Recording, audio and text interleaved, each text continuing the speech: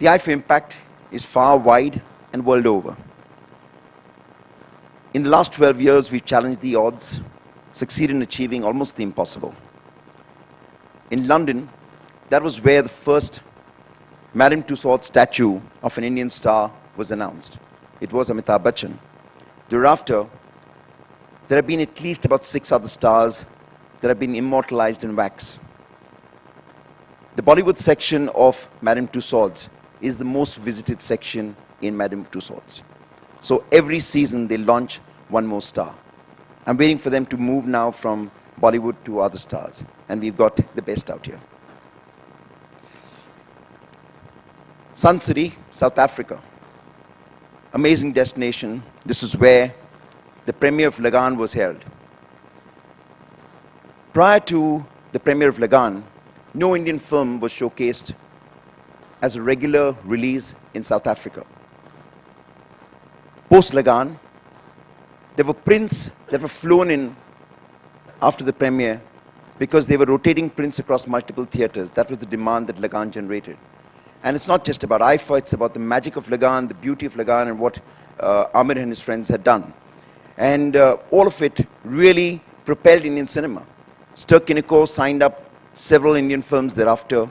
A few years later, when we went back with IFA, we introduced New Metro. Today, almost about 6 film distributors actually bid for rights for showcasing of Indian films. Malaysia, another exciting journey. Johannesburg. Singapore. Here there was a treaty signed between Indian filmmakers and the distribution agencies of Singapore, which allowed Indian films to go beyond Little India. This is the first time Orchard Road cinemas and multiplexes accepted Indian films. And the government of Singapore actually intervened as a cause, and because of their backing for IFA and Indian cinema, they accepted this and they implemented this as a rule. So today when you see Indian films across Singapore, it began with this edition of IFA. We also showcased the film Yuva at that particular point, and we showcased it both in Hindi and in Tamil. And Mani Sir was quite something, and that film was quite a phenomenon. If those of you who've been to Singapore, they never shut down Orchard Road.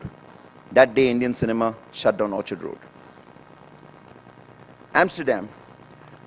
The first Indian film to be showcased in Amsterdam for a full-fledged release was the film to be premiered as Parinita at the IFAs. When we went there to organize the security for this event, we were told by the police chief that don't expect more than 40-50 people out here. There are only 200 Indians who live in Amsterdam, so don't expect too much. And we insisted that you will have a crowd, please understand. So he said, okay.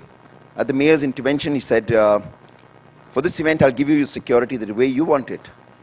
Thereafter, if this doesn't really require that kind of security, it'll be withdrawn across all your other events. We said, okay, we'll take the risk. Pati Tushinsky hosted the premiere of Parinita. The tram services across 5 districts had to be shut down because this was the major junction. They had to be shut down because the fans had come onto the streets and thronged the entire place. Amsterdam airport was besieged with about 3,000 fans. There were at least about 6,000 people who were living outside the hotel, Krasnopolski, on Dam Square, with their backpacks, literally living to see their stars. And here, this theater was literally besieged by media vans, and it was quite an exciting thing. I mean, you had CNN, you had BBC. BBC shifted their studios out there. You had every network from NBC to RTL, all out there. You had something like 24 broadcast units that had actually assembled on the streets. So it's quite an impact. And with that, Pate began to distribute Indian films across Netherlands. Dubai, another exciting story, but Dubai is next door. This story was more exciting for us because this was the first time after Yuva that South Indian stars really came. We invited South Indian film fraternity to the IFAs.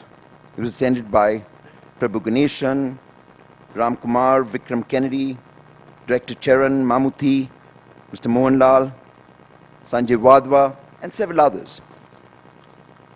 This was the first time we got to show to our friends what IFA was all about. Till then, all we had was the criticism of, you say you're International Indian Film Academy, but Indian is not only Bollywood, and Indian is not only Hindi, and we agree. But Hindi is also Indian, and Tamil is also Indian, and Kannada is also Indian. And IFA will now begin to engage with every film community to be able to use the platform that has already been built to promote Indian cinema as a whole. Yorkshire, I shared some stories with you already. Bangkok, another great story. The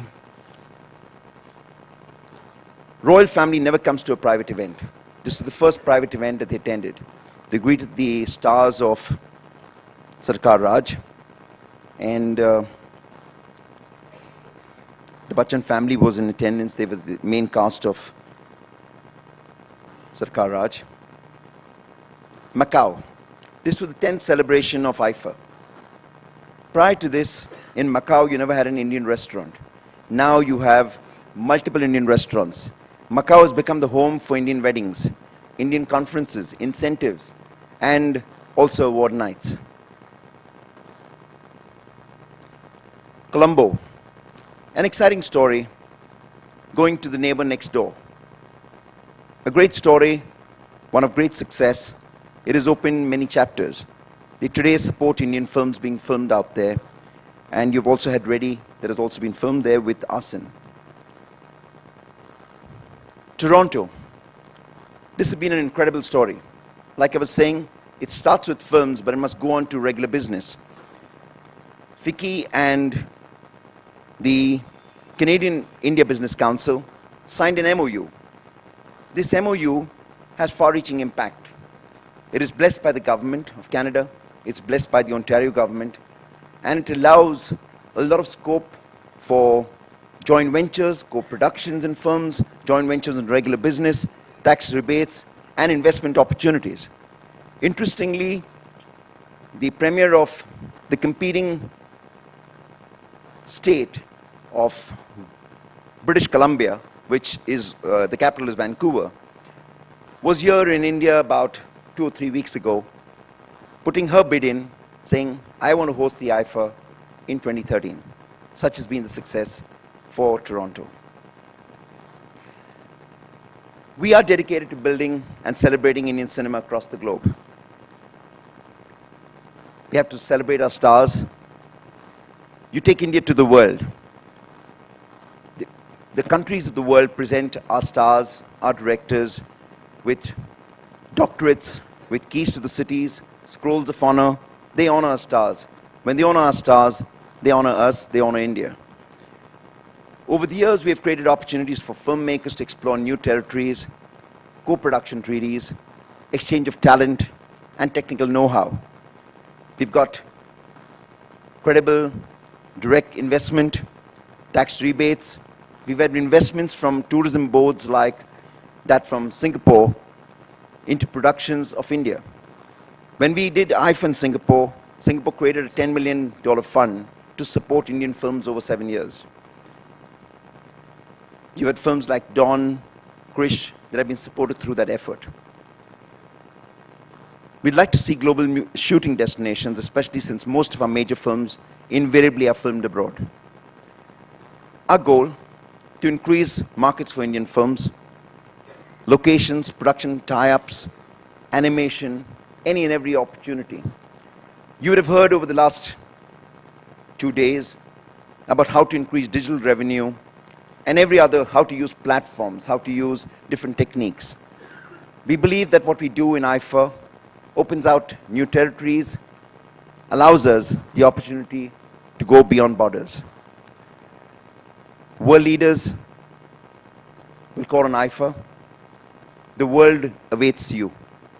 It awaits Indian cinema coming as a whole to showcase itself and go and reach the impossible. Thank you.